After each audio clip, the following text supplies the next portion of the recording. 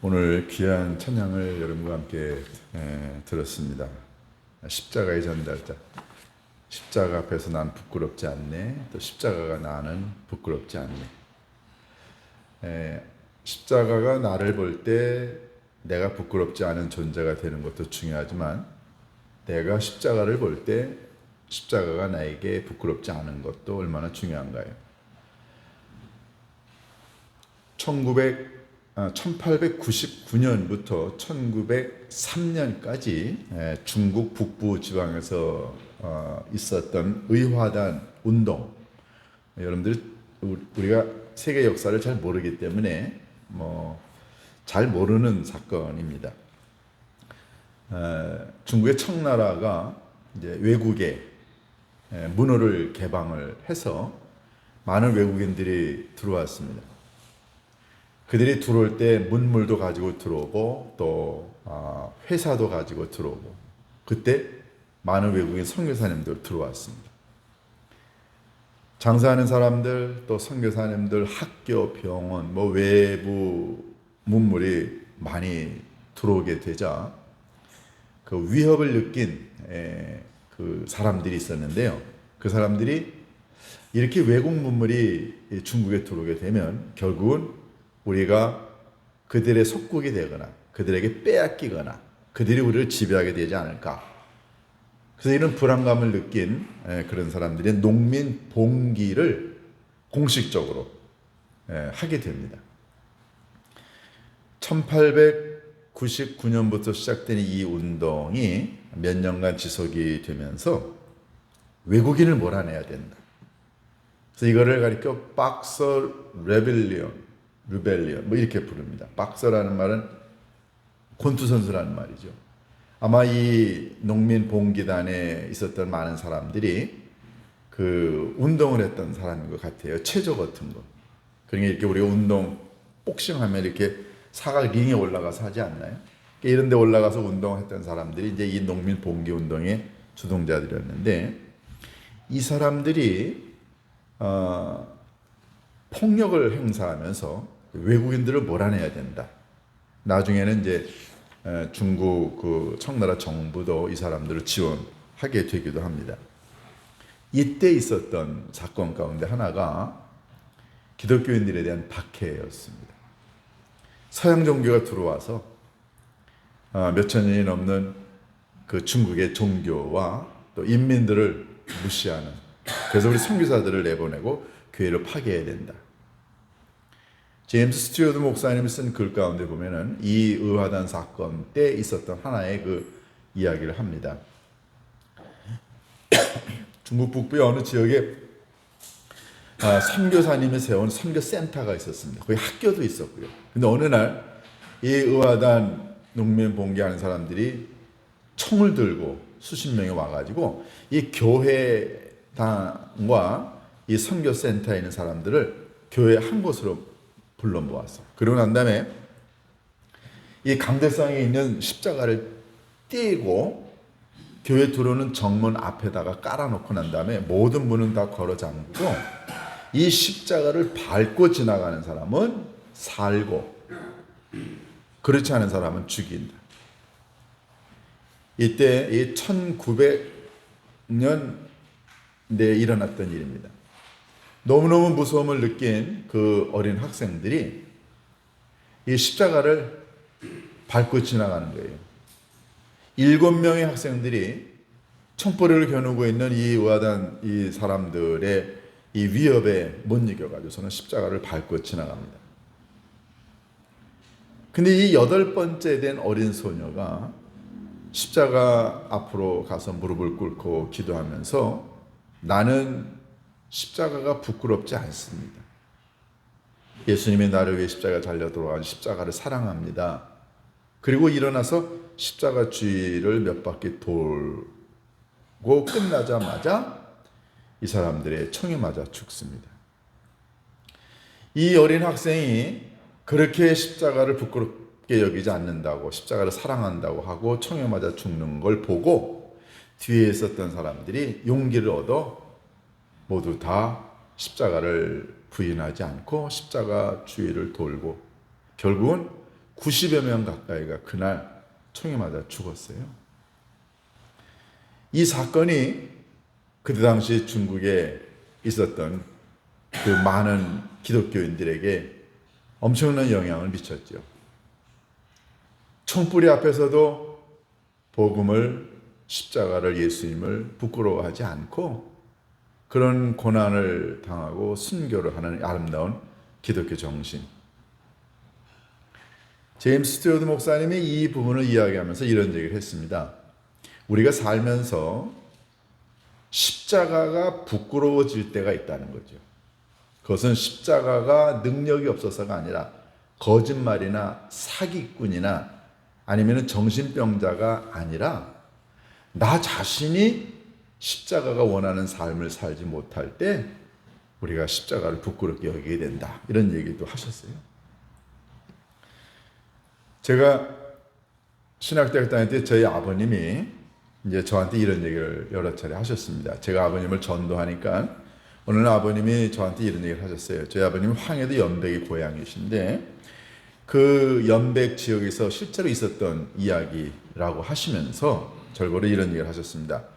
어느 그 6.25 바로 직전인데요.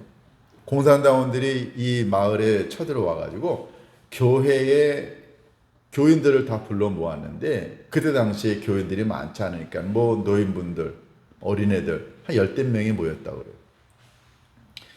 그래요. 요즘은 뭐 그렇게 하지 않지만 그때 당시에는 교회 안에 예수님의 초상화가 있었습니다. 주로 이렇게 금발로 된 그 초상화를 떼내더니 이 교회 현관 문 앞에다가 내던지고 공산당원들이 총을 들고 안에 있는 교인들 보고 저 액자 십자가에 있는 예수를 밟고 지나가면 살려주고 밟고 지나가면 살려주고 그렇지 않은 사람은 죽인다. 여러분 같으면 어떻게 하시겠어요? 대부분의 교인들이 그걸 밟고 지나갔다고 그래요. 그런데 어느 한 노인 집사님이 자기는 도저히 십자가를 밟고 지나갈 수가 없고 예수님의 초상을 얼굴을 발로 밟을 수가 없다 해가지고 그 부서진 액자 유리 조각을 부여안고 울면서 나는 예수님을 밟을 수 없습니다. 총뿌리를 겨누고 있었던 공산당원들 그 중에 우두머리가 다른 사람들 다 가라 그러고 무릎 꿇고 있는 그 할머니를 일으켜 세우면서 그 공산당원이 그랬답니다. 할머니가 진짜 예수 믿는 사람이에요. 그러면서 자기 어머니도 교회를 다닌다. 저희 아버님이 직접 목격한 사건이 아니고 저희 아버님이 인근 마을에 있었던 이야기를 들으셨다고 하시면서 절 보고 목사 되려면 진실된 목사가 되라. 예수 잘 믿으라. 그런 얘기를 하신 게 지금도 기억이 납니다. 이 두 사건은 모두가 다 하나의 공통점이 있죠. 그것은 우리가 믿고 있는 예수님 십자가가 여러분과 제게는 어떤 의미이냐 하는 거죠. 사도 바울이 오늘 이 본문에서 디모데에게 이런 얘기를 합니다. 내가 우리 주를 증언하는 것과 주를 위하여 갇힌 감옥에 갇혀 있는 이것을 네가 부끄러워하지 말라. 사도 바울이 지금 로마 감옥에 갇혀 있습니다. 죄인으로요. 이때 당시는 네로 황제가 자기가 정치적으로 어렵고 공격을 받으니까 그걸 만회하려고 로마에 실제로 자기가 불을 질러요. 그래가지고 로마에 대화재가 일어나는데 이게 로마 백성들한테 막 원성이 사니까 네로가 어떻게 했냐면은 기독교인들이 불 질렀다. 거짓말을 퍼뜨렸죠. 그래서 굉장히 기독교인들이 박해를 받았던 때였습니다. 조금이라도 예수 믿고 뭐 모임 공동에 있으면 잡아서 다 감옥에 가두었을 때였습니다. 사람들은 다 그때 죄인으로 취급을 받았죠. 디모데는 자기 자신이 감옥에 갇혀 있는 게 죄인으로 감옥에 갇혀 있는 걸 디모데에게 너 나 부끄러워하지 마 라고 이야기를 합니다. 여러분, 디모데는 이 사도 바울이 한 이 얘기를 어떻게 이해를 했을까요? 사도 바울은 자기 자신이 죄수로 감옥에 갇혀 있지만 전혀 그는 부끄러워하지 않았습니다. 십자가 앞에서 사도 바울은 부끄러워하지 않았어요. 사도 바울은 모든 성도들 앞에서 자기 자신이 부끄러워하지 않았습니다. 왜요? 그는 십자가 앞에서 또는 세상 앞에서 또는 성도들 앞에서 자기의 믿음의 삶이 부끄러울 만한 짓을 하지 않았다고 믿었기 때문에 그렇습니다. 요즘의 기독교는 어떤가요? 우리나라의 많은 정치인들 가운데 기독교인들이 많습니다. 보통 보면은 기독교인들 300명 가운데 약 한 8, 90명이 기독교인이라고 해요. 그런데 그 정치인들 뿐만 아니라 우리나라에 사업하는 사람들 그리고 각계각층의 지도층들 가운데 많은 기독교인들이 있는데 이 사람들의 신앙의 삶 그리고 그들의 이 세상에서의 삶 이게 서로 상호 아름다운 관계가 이루어지지 않고 기독교인이고 교회 지도자임에도 불구하고 그들의 정적인 행동이나 사업이나 이 땅에서의 삶이 아름답지 않아서 많은 사람들로부터 손가락질을 당합니다. 그게 요즘 한국의 기독교 현실 아닌가요? 저도 가끔가다 TV에 이런 무슨 드라마 같은 거 시리즈로 하는 걸 잘 봅니다.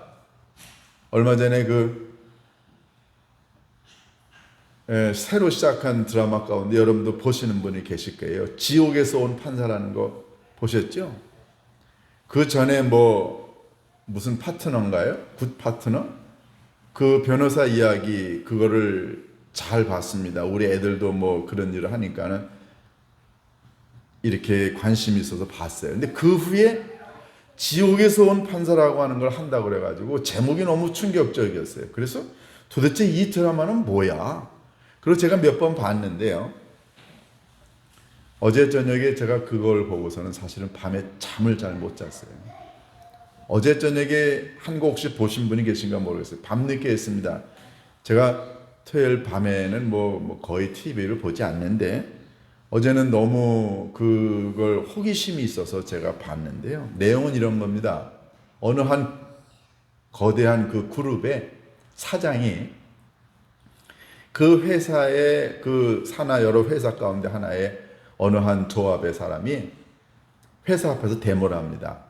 임금을 올려달라는 데모가 아니고요. 우리가 좀 잘 일할 수 있는 작업 환경을 좀 만들어 달라.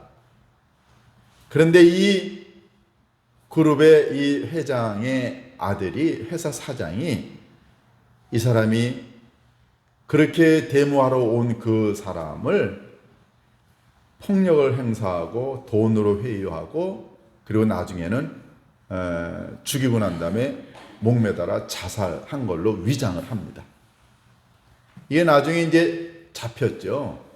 그런데 이 사람의 아버지와 이 사람을 도와주는 국회의원이 앉아서 밥을 먹는데 기도하고 밥 먹어요. 거기서 예수님 이야기하고 구원 얘기하고 용서 얘기하고 이 젊은 사장이 어느 멋진 커다란 교회에 가서 예배를 드리고 거기서 회개 기도합니다. 그런데 이 사람은 재판받으면서 자기 자신이 거짓말하고 사기치고 위선하는 모든 모습들이 다 드러나죠. 결국은 이 사람이 죽인 거예요. 그런데 법원에 가서는 재판받을 때는 그렇지 않았다고 거짓말하죠. 그런데 문제는 이 작가가 이 지옥에서 온 판사의 입을 통해서 이야기합니다. 이 세상에 살아가고 있는 용서를 얘기하고 회개를 얘기하고 있는 이 잘못된 사람들, 거기서 기독교인이라고는 얘기하지 않지만 판사가 얘기합니다. 회개하고 구원받았다고 하는 사람들의 거짓과 위선을 벌하기 위해서 악마인 내가 지옥에서 와서 너희들을 죽인다.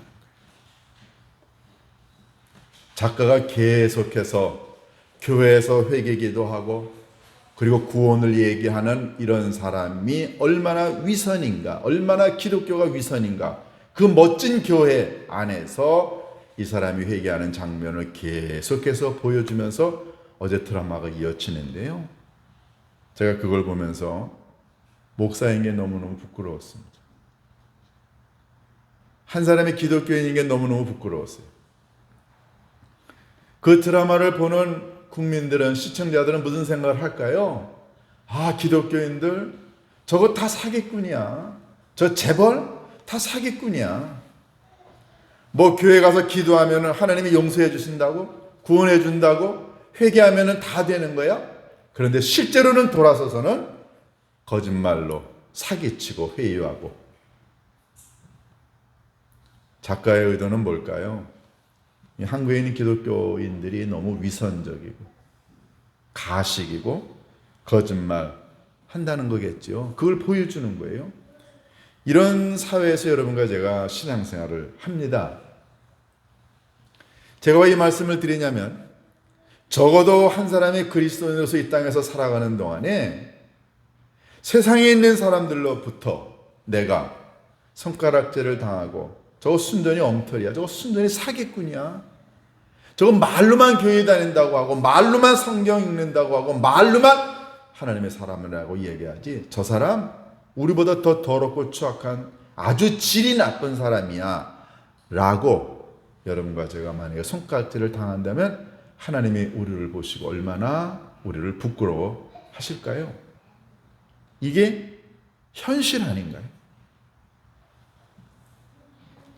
사도 바울은 자기 자신이 감옥에 갇혀있는 일로 인해서 많은 기독교인들이 자기를 부끄러워하지 않기를 원했습니다. 왜냐하면 자기 자신은 복음을 증언하다가 감옥에 갇혔고 예수 그리스도를 위해서 살다가 감옥에 갇힌 거기 때문에 부끄러워할 필요가 없다는 거죠. 만약에 사도 바울이 간음을 했거나 사기를 쳤거나 거짓말을 했거나 폭력을 행했거나 만약에 그래서 감옥에 갇혔다고 한다면 그 자신이 부끄러움을 당해야 되지만, 그는 복음을 위해서, 예수님을 위해서 그렇게 선하게 살아가다가 감옥에 갇힌 거기 때문에 자기 자신은 하나님과 사람들 앞에서 당당하다는 거죠. 여러분과 저는, 우리는 어떤가요? 세상에 있는 많은 사람들이 여러분과 저를 보고, 우리 교회를 보고 뭐라고 평가할까요? 만약에 우리가 이 땅에서 한 사람의 그리스도인으로 살아가는데 예수를 믿는다고 찬양하고, 예수를 믿는다고 기도하고, 예수를 믿는다고 성경을 읽고 하는 우리의 입에서 더러운 거짓말이 나오고 사기가 나오고 위선이 나오고 우리들의 삶이 정말로 표리부동한 이율배반적인 이중인격을 가진 자로 비춰진다고 한다면 세상에 있는 사람들이 우리를 보고 뭐라고 평가할까요? 하나님 우리를 보고 어떤 판단을 내리실까요? 이거 우리 물으면서 살아가야 되는 건 아닐까요? 사도 바울은 오늘 본문 9절에서 이런 얘기를 합니다. 하나님이 우리를 구원하시고 우리를 거룩하신 소명으로 부르신 이유가 있다는 거죠. 여러분과 제가 이 땅에서 만약에 세상에 있는 사람들로부터 손가락질을 당하거나 부끄러워하는 그런 걸 당하지 않으려면 여러분과 제가 가져야 될 몇 가지 중요한 가치가 있다는 거예요. 그건 뭘까요? 여러분과 제가 그걸 알기 전에 왜 그러면 기독교인들이 세상에 있는 사람들로부터 손가락질을 당하고 왜 우리가 하나님 아버지 앞에서 십자가 앞에서 우리들 자신이 부끄러움을 당할 수밖에 없게 될까요? 그 이유는 뭘까요? 더 쉬운 말로 얘기해서 언제 여러분과 제가 하나님 아버지 앞에서 부끄러운 존재가 되나요? 그것은요, 우리가 거짓말하는 존재일 때, 위선을 보이는 때, 가증한 짓을 할 때. 여러분, 세상에 있는 많은 사람들은요, 교회를 향하여, 하나님을 향하여, 하나님의 백성들을 향하여 갖는 어느 정도의 기준이 있습니다. 세상은 타락하고 세상은 죄짓고 세상은 더러워도 적어도 사랑이시고 진리이신 하나님을 믿고 그걸 써놓은 하나님의 말씀 성경을 읽는 기독교인들 많은 자기네들처럼 거짓과 더러움과 그리고 죄악과 폭력과 이런 것에 물들지 않기를 원합니다. 적어도 우리가 하나님의 자녀라고 한다면 우리에게는 그럴 만한 당위성이 있지 않나요? 그런데 기독교인이라는 사람이 세상에 있는 사람들처럼, 아니 어떤 경우에는 세상에 있는 사람들보다 더 악하고 더럽고 사기치고 거짓말한다고 한다면, 그러면 세상에 있는 사람들로부터 우리 기독교인들이 손가락질을 당하지 않을까요? 어떤 목사님들, 어떤 교회 지도자들 성추행, 성폭행, 교회가 부동산 투기, 교회가 세습, 교회가 부정을 저지르고요. 그리고 입만 열면은 거짓말하는 일부 타락한 정치인들, 그리고 입만 열면 자기의 거짓과 자기의 더럽고 추한 것들을 덮으려고 하는 기독교 이런 사업가들, 살면서 한 번도 자기 자신이 그리스도인이고 그리고 직분을 가지고 있는 자로서 이 세상에 있는 사람들을 감동시킬 만한 그런 삶은 하나도 살지 않고 그저 직분만 가지고 있는 명색이 교회의 재직이고 명색이 교역자라고 하는 이 직분만 가지고 있지 삶에서는 한 번도 그런 걸 제대로 보여주지 못하는 사람이라고 한다면 세상에 있는 사람들이 우리를 보고 뭐라 그럴까요? 저 위선자, 거짓말하는 자, 그렇게 우리를 손가락질하지 않을까 하는 생각을 해봅니다. 여러분과 제가 이 땅에 살아가는 동안에 정말로 세상에 있는 사람들로부터 손가락질을 당하지 않고 하나님 앞과 십자가 앞에서 우리들 자신이 그리스도인으로 그리고 직분을 받은 자로서 부끄럽지 않으려면 여러분과 제가 몇 가지 해야 된다고 사도 바울이 이야기합니다. 그 첫 번째는 8절 마지막 절에 하나님의 능력을 따라 복음과 함께 고난을 받으라. 여러분과 제가 십자가 앞에서 하나님 아버지 앞에서 세상에 있는 사람들 앞에서 부끄러움을 당하지 않으려면 첫 번째, 여러분과 저의 삶이 주님의 고난을 닮아가는 삶이 되어야 된다는 거죠. 여러분, 이 고난은 뭔가요? 우리가 뭐 예수 믿다가 뭐 총 맞아 죽고 박해를 받아야 그런 의미의 고난이 아니고요. 적어도 여러분과 제가 하나님을 믿고 따르는 하나님의 백성이라고 한다면 우리들의 삶 자체가 희생과 헌신의 삶을 살아가는 예수님의 십자가가 우리들에게 보여준 그 고난과 헌신과 희생의 의미를 따라가는 삶이 될 때 우리가 부끄러움을 당하지 않을 수 있다는 거죠. 직분을 받았는데 그 직분에 걸맞는 행동은 하나도 하지 않으면 같은 교회 안에서 그런 사람을 향하여 열심히 살고 헌신하고 희생하는 사람은 그렇지 않은 사람을 향하여 뭐라 그럴까요? 세상에 있는 많은 사람들은 인정받고 대우받으려고 합니다. 그런데 정말로 예수 그리스도를 믿고 따르는 신실한 하나님의 백성들은 희생과 헌신과 나눔의 삶을 살아가려고 하겠죠. 그게 주님의 고난에 동참하는 것 아닐까요? 며칠 전에 우리나라의 커다란 어떤 기관이 해외에서 아름다운 삶을 살아간 한국인을 빛내고 한국을 빛낸 사람들에게 주는 커다란 상을 시상했는데 그 중에 우간다에 있는 베데스다 병원의 원장님, 그 병원에게 커다란 상을 시상했어요. 그분, 제가 여러분에게 여러 차례 말씀드렸죠. 순천한대학 의과대학을 졸업한 부부가 한국에서 개업하지 않고 그 젊은 나이에 우간다에 가서 병원을 신축하고 그 병자들을 위해서 20여 년 넘게 의료활동을 펼친 의사 부부이십니다. 병원 이름이 베데스다 병원이에요. 이번에 그곳이 상을 받았죠. 한국에서 만약에 두 부부 의사가 개원을 했다고 한다면 아마도 편안한 삶을 살아갈 수 있지 않겠어요? 그런데 그 모든 걸 다 내려놓고 오지에 가서 예수 그리스도의 사랑을 삶으로 전하려고 애썼던 사람들, 여러분, 우간다 사람들에게 그들은 예수님 자체였습니다.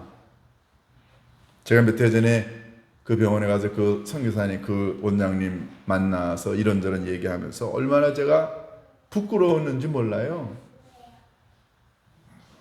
여러분, 주님의 십자가를 따라가는 삶은 그건 희생과 헌신과 고난의 삶이죠. 힘듭니다. 그런데 그렇게 살아가면 세상에 있는 사람들은 그를 향하여 손가락질 아니요 할 수 없습니다. 그렇게 주님의 십자가를 따라가려고 하는 사람을 향하여 그들은 머리를 숙이고 존경하고, 본인들이 예수 믿지 않아도 그렇게 살아가는 사람들을 보고 칭송하고, 언젠가 그들이 힘들고 어려울 때 그런 사람의 삶을 뒤따라 주님께 돌아오지 않을까요? 이게 바로 그리스도의 고난의 삶을 본받고 따라가려고 하면 세상에 있는 사람들이 우리를 향하여 아버지 하나님께 영광을 돌리지 않을까요? 이게 첫 번째입니다. 그리스도의 고난의 삶을 본받는 길. 두 번째는 뭔가요? 그것은 여러분과 제가 거룩하게 살아가는 것입니다. 사도 바울은 그걸 거룩하신 소명이라고 얘기를 했어요.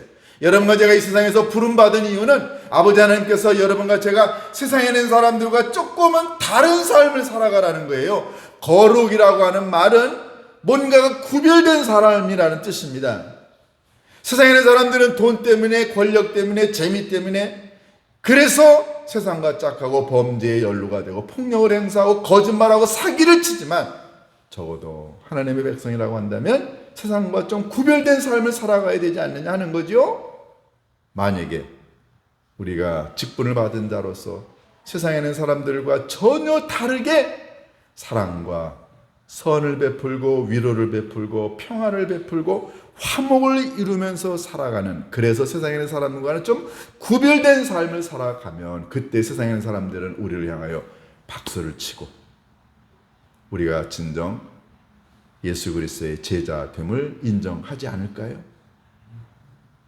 그런데 거룩과 구별은커녕 정말로 입에 담을 수 없는, 눈 뜨고 볼 수 없는 그런 행동들을 만약에 교회가, 성도가 한다고 한다면 우리가 얼마나 세상에 있는 사람들로부터 손가락질을 당할까요? 어제 그 지옥에서 온 판사 그걸 보면서 그 재벌 회장과 재벌 아들, 또 그를 뒤에서 후원하는 타락한 국회의원, 정치인 모두가 다 밥을 먹으면서 주님을 얘기하고 하나님을 얘기하고 사랑을 얘기하고요, 용서를 얘기하는 그 장면을 보면서 너무너무 세상과 하나인, 전혀 거룩한 구별된 삶을 살아가지 않는 이런 사람들, 이런 사람들이 기독교인이라고 하는 걸 이 드라마가 보여줄 때 세상에 있는 사람들은 우리를 향하여 얼마나 손가락질을 할까요? 마지막 세 번째, 여러분과 제가 이 땅에 살아가는 동안에 세상에 있는 사람들로부터 부끄러움을 당하지 않으려면 우리들의 삶이 하나님의 은혜로 인하여 살아가고 있다는 고백을 할 때입니다. 내 자랑이 아니고요, 내 능력이 아니고요. 사도 바울은 9절에서 이렇게 얘기합니다. 우리의 행위대로 하심이 아니다. 하나님이 우리를 부르시고 소명을 주시고 우리를 거룩하게 하신 건 우리의 행위 때문이 아니고 우리에게 주신 은혜 때문이다. 여러분과 제가 매일매일 살아가는 것이 하나님의 은혜입니다 라고 고백하게 되면 우리는 세상에 있는 사람들을 향하여 은혜로 나아갈 수 있습니다. 사랑으로 나아갈 수 있습니다. 그런데 내가 잘되고 내가 소유하고 내가 갖고 있는 이 지위가 내 능력, 내 배경, 내 자랑 때문이라고 한다면 갑질합니다. 그런데 나의 지금의 모든 모습이 하나님의 은혜대로 그것 때문에 이루어진 것이라고 한다면 우리요 사랑과 자비와 은혜의 사람이 될 수 있지 않을까요?